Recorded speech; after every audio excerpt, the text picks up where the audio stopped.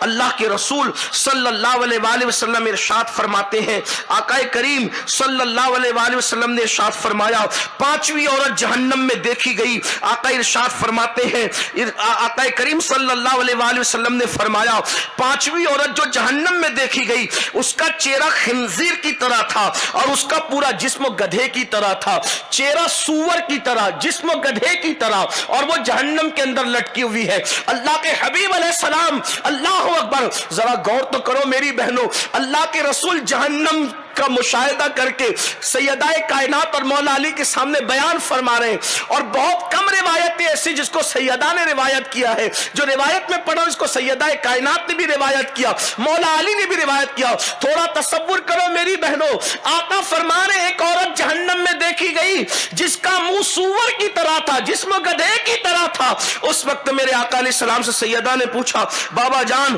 آخر اس کا یہ حال کیوں تھا، یہ حال ہونے کی وجہ کیا تھی؟ تو اللہ کے رسول علیہ السلام نے فرمایا، دو چیزوں کی وجہ سے، جس کا منہ سور کی طرح، جسم گدھے کی طرح تھا، وہ عورت میں دو گناہ تھے، وہ دو گناہ کرتی تھی، نمبر ایک جھوٹ بولتی تھی، نمبر دو چگلی کرتی تھی۔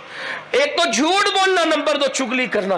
آج تو عورتیں جھوٹ بولنے کو گناہ ہی نہیں سمجھتی، ایسا لگتا ہے جیسے جھوٹ پر عورتوں نے ڈبل پی ایچ ڈی کر لی ہے۔ یہ حالات ہی عورتوں کا، خواتین کا، حالانکہ مرد بھی جھوٹ بولتے ہیں، جھوٹ تو بلکہ عام ہی ہو گیا ہے۔ اللہ اکبر، سوچو یہ دنیا میں ہمیشہ نہیں رہنا، اللہ کی بندیوں، سور جیسا منہ ہوگا جھوٹ کی وجہ سے، گدھے جیسا جسم ہوگا۔ یہ مذہب اسلام کی تعلیم ہے، اللہ کے رسول، جھوٹ نہ بولو، جھوٹ سے کتنا بڑا نقصان ہے۔ اللہ اکبر، یہاں تک فرمایا کہ مومن جھوٹ نہیں بولتا، یہ تو منافق کی نشانی ہے۔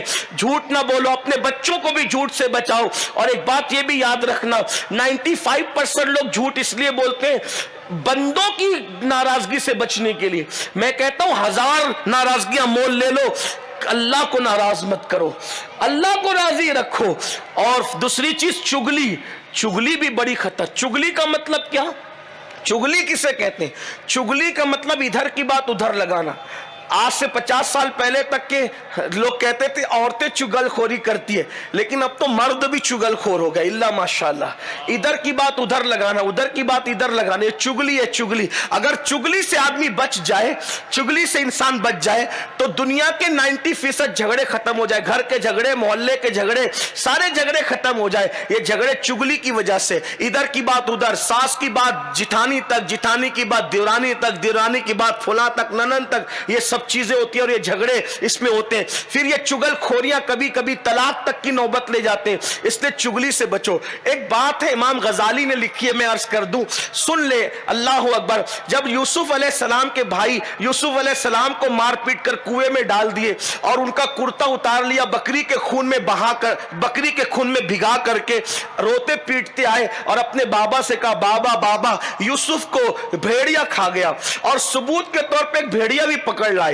امام غزالی لکھ رہے ہیں اپنی تفسیر میں کہ ثبوت کے طور پہ کتنے لوگ جو ہے وہ کیسی کیسی سازشیں کرتے ہیں۔ بکری کے خون میں کرتا ڈبو لیا اور بھیڑیا بھی پکڑ لیا، ثبوت کے طور پہ کہ کتنا پکا ثبوت ہے۔ یعقوب تو اللہ کے نبی تھے علیہ السلام۔ تو بہرحال جب وہ کرتا پیش کیا تو کرتا آپ نے دیکھا، تو دیکھو جب انسان غلطی کرتا ہے تو کوئی نہ کوئی پوائنٹ چھوڑ ہی دیتا ہے۔ تو کرتا دیکھا تو یعقوب علیہ السلام ہنسنے لگے روتے روتے، کہا کتنا ہوشیار بھیڑیا تھا کہ پورا یوسف کھا گیا، اور کرتا جیسا کہ ویسا ہی۔ بھائی جب جانور کسی انسان کو کھائے گا تو پہلے کرتا پھاڑے گا نا، تو کرتا تو جیسا کہ ویسا ہی ہے، اور پورا انسان کھا گیا۔ کیسا ہوشیار بھیڑیا تھا؟ تو کہنے لگے بابا یہی بھیڑیا تھا، یہ کھڑا، اس کو ہم پکڑ کے لائے۔ تو حضرت یعقوب نے روتے ہوئے کہا، او بھیڑیے، میرے یوسف کو، خوبصورت یوسف کو کھانا تجھے کیسے گوارا ہو گیا؟ تو نے کیسے کھا لیا؟ تو چونکہ نبی تھے نا یعقوب علیہ السلام، تو بھیڑیے نے نبی سے بات کی، اور بھیڑیے نے کہا اللہ کے نبی، آپ کا یوسف صدیق بھی نبی ہے، اور اللہ نے جانوروں پہ حرام کیا ہے نبی کو کھانا، میں نبی کو کیسے کھا سکتا ہوں؟ میں نے نہیں کھایا، انہوں نے میرے ساتھ چیٹنگ کی ہے، یہ مجھے زبردستی پکڑ کے لائے، میں تو اپنے دودھ شریک بھائی کو ڈھونڈنے نکلا ہوں اور یہ مجھے پکڑ کر کے لائے۔ تو تب حضرت یعقوب نے کہا بتاؤ میرا یوسف کہاں ہے؟ کہا میں جانتا ہوں مگر بتاؤں گا نہیں۔ کہا کیوں نہیں بتائے گا؟ کہا بتاؤں گا تو چگلی ہو جائے گی، اور میں چگلی نہیں کرنا چاہتا۔ چگلی ہو جائے گی اور میں چگلی نہیں کرنا چاہتا. امام غزالی فرماتے ہیں وہ بھیڑیا ہو کر چگلی سے بچا, اللہ کو اس کی یاد اتنی پسند آئی کہ قیامت کے دن وہ بھیڑیا جنت میں داخل کیا جائے.